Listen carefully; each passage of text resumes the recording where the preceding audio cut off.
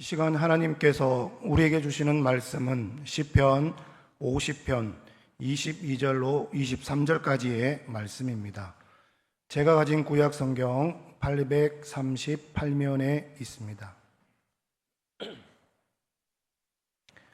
시편 50편 22절에서 23절까지의 말씀 다 찾으셨으면 제가 봉독해 드리겠습니다.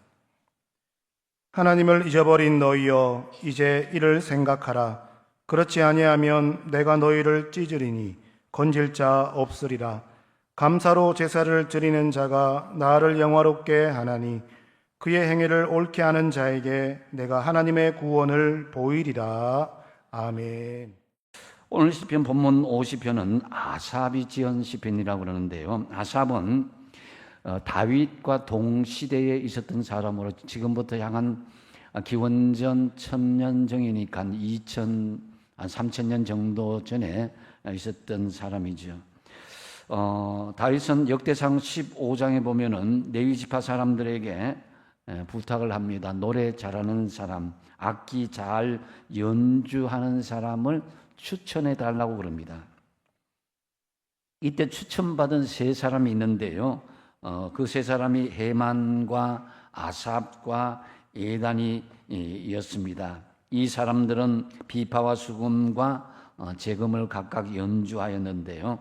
그 중에 아삽은 찬양대의 수석 악장과 같은 역할을 했습니다. 이들은 아삽이 연주하는 재금에 맞춰서 비파와 수금을 연주하면서 찬양을 하나님께 올려드렸다는 그런 내용들이 있습니다. 흥미로운 사실은 나중에 히스기야 왕이 찬양대의 찬양이 끝난 후에 레위 사람들로 하여금 다윗의 시편과 아삽의 시편을 낭독하게 했다는 것입니다. 이를 볼 때 아삽은 단순한 음악인을 넘어서 뛰어난 영적인 통찰력을 가진 영적인 지도자의 급에 있었다라고 할 수 있습니다. 특히 본문 시편 50편을 읽어보면 곳곳에 형식적인 예배를 버리고 참된 감사가 있는 제사, 이 예배를 강조하고 있는 것을 볼 수가 있습니다. 오늘 말씀에 보면은 이 사람을 크게 두 부류로 분류하고 있는 것을 볼 수가 있는데요. 한 부류는 하나님께 감사하며 사는 사람이고, 한 부류는 하나님을 잊어버리고 사는 사람들에 대해서 말씀하고 있습니다. 여러분들이 아무리 건망증이 심하다 해도 때로는 치매까지 온다 할지라도 하나님 앞에 감사하는 것을 잊어버리지 마시기 바랍니다. 제가 연세대신 많은 분들을 만나 뵀는데요. 정말 건망증이 심하고 심지어 치매가 심하더라도 찬양만 나오면, 예배만 드리면, 기도만 하면 영적인 본색이 싹 드러나는 분들을 볼 수가 있습니다. 그것이 삶의 체질화가 된 사람이었다는 것을 알 수가 있습니다. 우리는 여러분, 이 건망증, 이 치매, 이것은요 질병이기 때문에 어떤 저주의 대상 아니거든요. 누구든지 그렇게 올 수가 있지만은, 그러나 우리의 잠재적인 마음 속에는 하나님 앞에 감사하고 찬양하는 것, 이것이 여러분 평생에 이어지시기를 축복드립니다. 그래서 여러분, 이 사울 왕이 왜 모든 것을 한순간에 잃어버렸습니까? 하나님을 잊어버리고 자기 소견대로, 감사하지 않고 옳은 대로 살았기 때문입니다. 당자가 왜 고난을 당했습니까? 하나님의 은혜를 잊어버리고 아버지를 떠났기 때문인 것이죠. 그래서 이스라엘 백성들 정말 광야에서 은혜 중에 살면서도 하나님의 베푸신 은혜를 그렇게 잘 잊어버렸습니다. 그래서 이제 40년 광야 생활을 끝내고 모세가 가나안 땅을 앞두고 이스라엘 백성들에게 부탁하신 것이 뭐냐면은 하나님을 잊지 말고 기억하라. 하나님을 잊지 말고 기억하라. 이것을 강조하고 또 강조했던 것입니다. 그렇다면 오늘 본문을 통해서 주시는 말씀의 그런 교훈의 말씀은 무엇이겠습니까? 먼저 하나님을 잊어버리고 망각한 것, 그거 어디서부터 시작되는지 한번 생각해 보라는 거예요. 하나님을 잊어버리고 하나님의 사랑을 잊어버린 그것이 어느 시점인지 생각해보라 이렇게 말씀합니다. 그래서 22절 상반절에 하나님을 잊어버린 너희여 이제 이를 한번 생각해보라 그럽니다. 그래서 여러분 하나님의 은혜와 감사 여러분 지금 얼마나 유지하고 있습니까? 영어에 보면은 감사하다는 말은 thank죠, 그죠? 근데 이 어원이 같은 것이 바로 think입니다. 그래서 생각하다 하고 감사하다 하는 것 어원이 같은 거예요. 그래서 이스라엘 백성들 하나님께 받은 은혜를 깊이 생각해 봐야 되는데 그들이 주어지고 잘 될 때만 감사하고 좋아했지만 그렇지 않을 때는 불평하고 원망했다는 거죠. 그래서 여러분 이러한 이스라엘 백성들 모습이 우리가 되어서는 안 될 것입니다.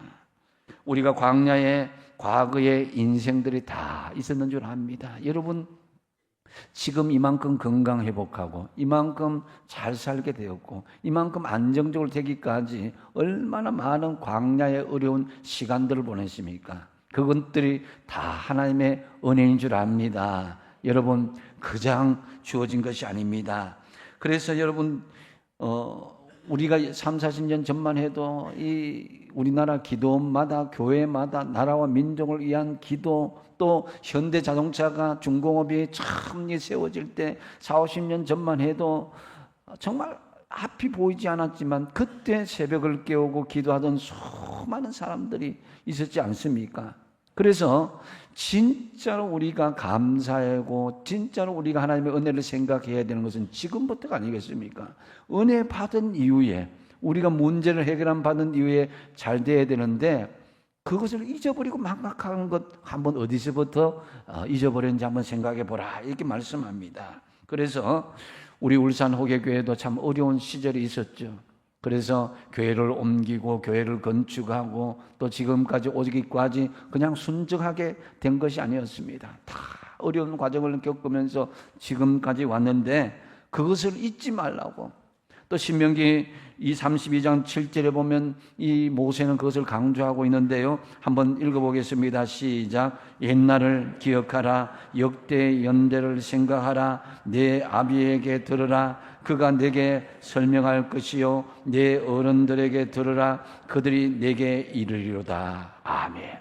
여러분 우리가 6.25가 끝난 지 얼마 되지 않았습니다. 저희 부친은 이 참전 용사로 저기 북한에 끝까지 갔던 이야기를 제가 있을 때 살아계실 때 저에게 이렇게 반복해서 그것에 대해서 생생하게 이야기하는 이 말씀을 들었습니다. 여러분 우리가 잊어버리게 되면요 나중에 과거에 그것이 아무런 쓸모없이 되어버리는 거예요. 교훈으로 삼을 수 있어야 된다는 거죠. 그래서 역사를 정확하게 알고 우리가 현재 감사하기 위해서는 과거의 모든 아픔과 어려움들, 고난들 하나님이 어떻게 이기게 해주신 그것을 하나하나 여러분들이 되새김질 할 수 있어야 된다. 물론 여러분 후대들은 듣기 싫다고 그거 이제 좀 그만하라고 그럴지는 모르지만요 그것을 망각해버리면 이 나라가 역사성을 잃어버리고 교회가 역사성을 잃어버리고 개인까지도 신앙의 역사성을 잃어버리면은 미래의 희망이 없어지게 되는 것입니다. 그래서 이 하나님께서는요 창세기부터 요한계시록까지 무려 220번이나 기억하라고 그렇게 말씀하고 있는 것입니다. 그래서 여러분의 삶 속에 기억해야 될 것을 이제는 망각하지 말고 꼭 깊이 생각하면서 내가 하나님과의 그런 믿음의 관계, 은혜의 관계 이것을 잘 되새김질하면서 감사할 수 있는 여러분 되시기 바랍니다. 그래서 하나님이 아니셨으면 우리는 지금까지 여기 올 수 없었고 또 하나님의 은혜가 아니었으면 우리는 아무것도 아닙니다. 우리는 하나님이 독생자 예수 그리스도를 통해서 구원하지 않으셨다면 또 여러분 성령의 은혜로 우리 마음을 감동시켜주지 않았더라면 우리는 지금 이 자리에 은혜롭게 앉아있을 수도 없고 영원한 지옥불에 갈 수밖에 없는 희망 없는 사람이었다는 거죠. 그래서 시편 103편 2절 말씀에 내 영혼아 여호와를 송축하며 그의 모든 은택 은혜와 하나님 주신 그 사랑을 잊지 말라 이렇게 말씀하는 거예요. 우리가 하나님을 잊어버리게 되는 요인들이 있을 것입니다. 여러분 여러 가지가 있잖아요, 그렇죠? 너무 바쁘고 피곤하게 되면 잊어버릴 수도 있습니다. 또 너무 부유하게 되면 잊어버릴 수도 있고, 반대로 너무 가난하고 힘들면 잊어버릴 수도 있습니다. 그런데 기억하십시오. 하나님이 우리를 잊어버리신 것이 아니라 우리가 하나님을 잊어버렸다는 거예요. 하나님은 지금도 우리에게 손을 내밀고 있고 우리가 깊은 영적인 관계를 하길 원하는 것입니다. 하나님의 심판의 때가 이르면 그때는 누구도 도와줄 수가 없습니다. 아직 기회가 있을 때에 하나님을 깊이 생각하시고 하나님께 감사하시고 믿음으로 영적으로 깊이 교제하시는 저와 여러분 되시기 바랍니다. 하나님을 잊어버렸다, 이게 무엇입니까? 8절에 이렇게 말씀합니다. 나는 내 재물 때문에 너를 책망하지 않는다. 내 번제가 항상 내 앞에 있음이로다, 이렇게 말씀합니다. 이 말씀은 믿는 백성들이 하나님 앞에 언제나 제사도 드리고 예배도 드리고 헌금도 드리고 그렇게 하지만은, 그러나 그것은 하나님 받으실 만한 예배가 아니요, 하나님을 영화롭게 하는 예배가 아니라는 것입니다. 감사가 빠져진 예배가 드리고 있고 또 감격이 빠진 제물만 드리고 있다는 것을 이렇게 아삽은 말씀하고 있는 것입니다. 저와 여러분, 감사가 빠진 이 제물, 감사와 감격이 빠진 이 예배, 이것을 우리가 형식적인 모습에 지나지 않도록 늘 힘써야 될 것입니다. 이 감사와 감격이 빠진 이 형식적인 예배를 시정하지 않는 자에게 하나님께서 이렇게 경고하십니다. 22절 하반절에 그렇지 아니하면 내가 너희를 찢으리니 건질 자가 없으리라 그랬습니다. 여기에서 찢는다는 히브리어 타라프란 말은요, 찢어버리다, 파괴하다, 가르다라는 그런 의미로 이 법정에서 형벌을 집행할 때 쓰는 용어이기도 합니다. 즉 하나님의 은혜를 잊어버리고 살면은 찢어지고 하나님과 갈라선다라는 것으로, 이는 하나님의 백성과의 언약의 그런 관계를 되새겨주는 말씀이기도 합니다. 5절을 보시면은 나의 성도들을 내 앞에 모으라, 그들은 제사로 나와 언약한 백성이다 그랬습니다. 성도는 하나님께 예배하도록 언약으로 맺어진 백성이라는 것입니다. 이는 언약을 파기하고 찢어버리고 갈라쓰겠다는 엄중한 경고의 말씀이기도 합니다. 여러분, 부부가 아무리 오래 살았더라도 마음속 깊이 서로 생각을, 이야기를 나누지 않으면은 어느 순간에 그 관계가 건조해지고 형식적인 관계에 빠질 수밖에 없습니다. 그래서 부부가 서로 생각이 하나가 되어서 때로는 밤새 이야기도 하고 때로는 다른 데 가서 여행을 하면서 이야기를 나누면서 서로의 마음들을 나누고 생각을 나눌 수 있어야 된다는 거예요. 근데 요즘 보십시오. 요즘 남들에게 보이기에는 멀쩡한 부부인데, 그러나 서로 관계도 하지 않고 생각도 나누지 않고 마음도 나누지 않는 쇼케이스 부부가 있다는 거예요. 보기에는 멀쩡한데 내면적으로 관계하지 않고 사랑하지 않고 정말 믿음 안에서 온전하게 서로 마음을 나누지 않는 그런 사람들이 있습니다. 주님의 관계도 마찬가지입니다. 주님은 그래서 우리를 생각하라고 말씀하시는 것이죠. 그것도 깊이 생각하라. 그래서 예수님의 생각이 우리 삶에 더 많아져야 됩니다. 예수님을 깊이 생각하는 것은 무엇입니까? 예수님께서 내 삶의 중심이요, 예수님 안에서 참된 행복과 기쁨을 맛볼 수 있는 수준을 말하는 거예요. 그러나 현세적으로 예수님을 내 마음속에 따돌리는 경우가 얼마나 많이 있습니까? 예수님이 나의 주권자고 주인이신데, 그리스도인의 정체성의 혼란은 어디에서 오는 것입니까? 내 중심적으로, 주님 중심이 아니라 하나님 중심이 아니라 내 중심으로 살 때에 여러 가지 삶의 혼란이 오게 되어 있습니다. 그래서 심지어는 오늘날 교회가 인간 목회자 중심이 되고 물질 중심으로 운영되는 경우가 있다는 거예요. 그러면서 그들은 자신이 그리스도인이라고 말합니다.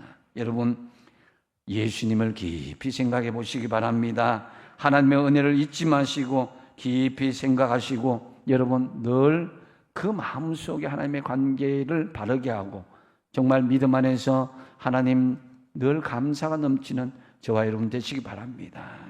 또한 두 번째 주시는 교훈은 감사는 하나님께 영광을 올려드리는 것이요, 그것이 우리의 존재 이유다라고 말씀하고 있습니다. 인간의 가장 첫 번째 존재 이유가 무엇이냐? 그것은 17세기 웨스트민스터 회의에서 121분의 목사님과 장로님들이 모여서 성경을 근거로 토론과 합의를 거쳐서 공식적으로 인정된 문서인 웨스트민스터 소요리 문답 1번의 문답에서 우리가 읽을 수 있습니다. 같이 한번 읽어보겠습니다. 시작. 사람의 제일 내는 목적은 하나님을 영화롭게 하는 것과 그를 영원토록 즐거워하는 것이다. 아멘. 즉 하나님께서 우리 인간을 창조하신 목적은 우리를 통해서 영광을 받기 위한 것이다. 그 이사야서 43장을 잘 읽어보시면 그 내용들이 다 나와 있습니다. 특히 본문에서는요, 하나님께 영광 올려드릴 수 있는 가장 좋은 방법을 바로 감사로 올려드리는 제사다라고 말씀하고 있습니다. 23절 상반절에 감사로 제사를 드리는 자가 나를 영화롭게 한다. 하나님께 영광을 올려드리게 한다는 것입니다. 그래서 히브리어로 보면은 감사 이 말은 토다와 야다라는 그런 히브리어가 있습니다. 이 두 단어는 어근이 같은 단어인데요. 토다는 명사형이고 야다는 동사형입니다. 그런데 의미를 따져보자면 조금 차이가 있습니다. 이 그림에 보면은 토다 감사와 야다 감사를 설명해 볼 수 있는데요. 이것을 보면 좀 쉽게 설명이 될 것 같습니다. 토다 감사는 이 야다의 명사형으로 이 감사제사, 감사의 찬양이라는 의미가 포함된 감사인데요. 이것은 성전의 문 입구인 성전뜰에서 이루어지는 감사다는 거예요. 이는 눈에 보이는 감사 조건이 있는 감사요, 구체적으로 응답받은 것에 대한 감사인 것입니다. 그러기에 우리가 순간순간마다 감사가 생각날 때, 삶의 현장에서 감사가 생각날 때 하나님 앞에 올려드리는 이 토다의 감사, 이것을 제물을 통한 표현으로 사용되어지기도 합니다. 반면에 이 야다 감사는 성소에서 지성소로 더 깊이 들어갈 때 표현되어지는 감사인데요, 고백하다, 찬양하다, 손을 들다라는 그런 의미가 있습니다. 하나님의 임재를 경험하는 지성소 예배를 드리고 될 때에 거기에 깊은 하나님과의 어떤 관계를 통해서 또 눈에 보이는 감사보다는 배후에 은혜 주신 하나님께 깊은 경배와 찬양으로 감사를 드리는 것을 말합니다. 무엇을 하셨기 때문에 감사하는 것이 아니라 하나님의 크신 사랑 앞에서 자연스럽게 마음의 감동이 흘러내는 깊은 성령의 은혜로 지성소로 나아가면서 나가는 감사다라고 할 수 있습니다.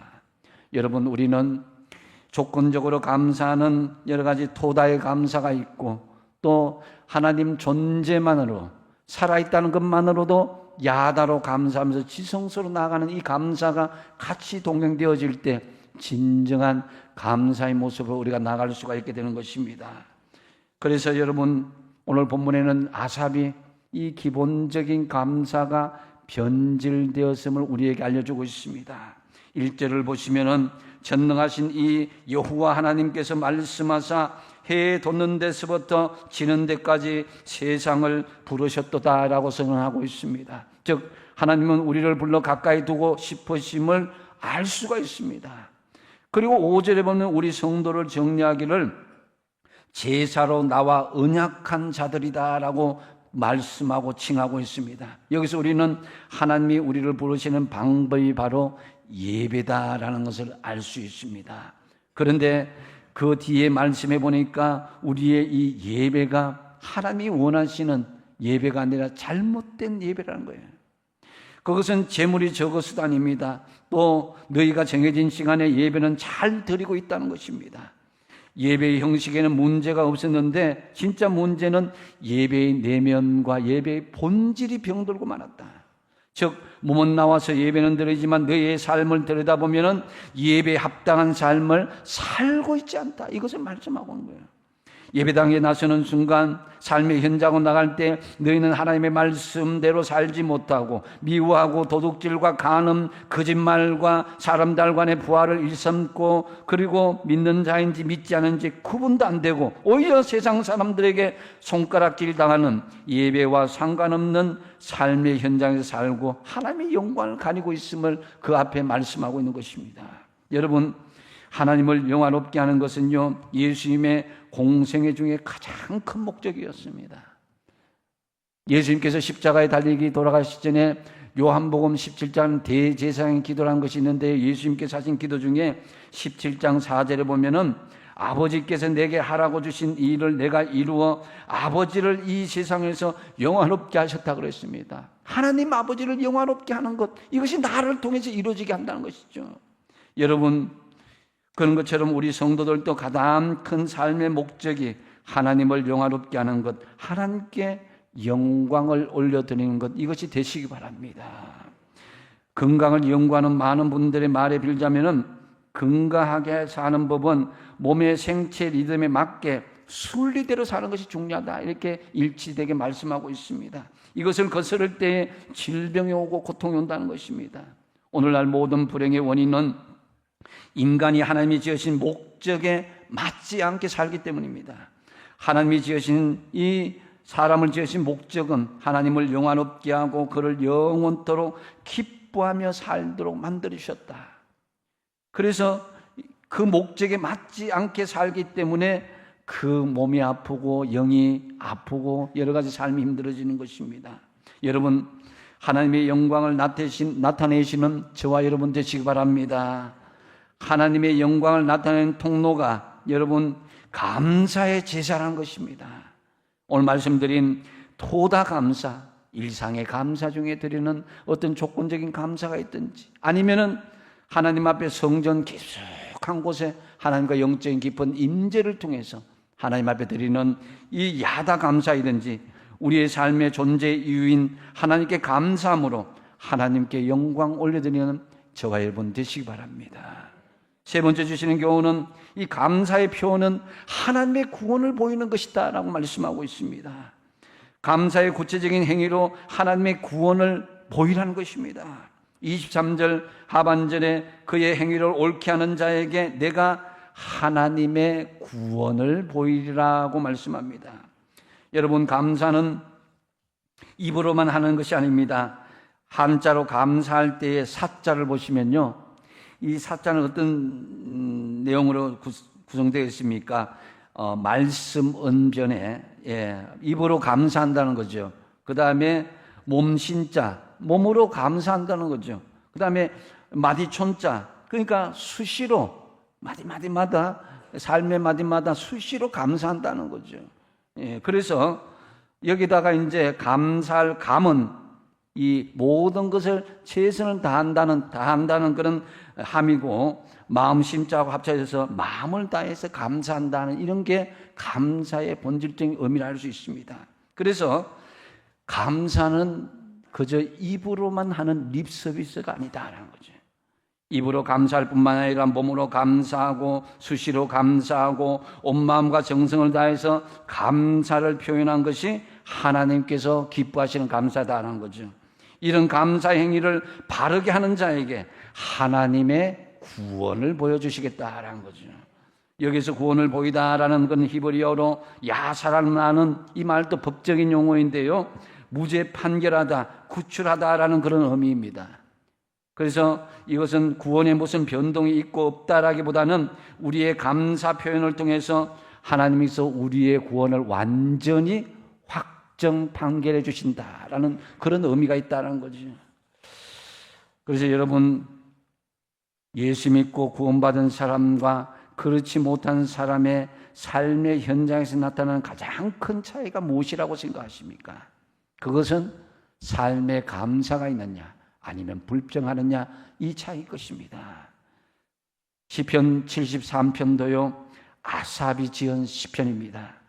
아삽은 시편 73편 12절에 볼지어다 이들은 악인이라도 항상 평안하고 재물은 더욱 불어났다.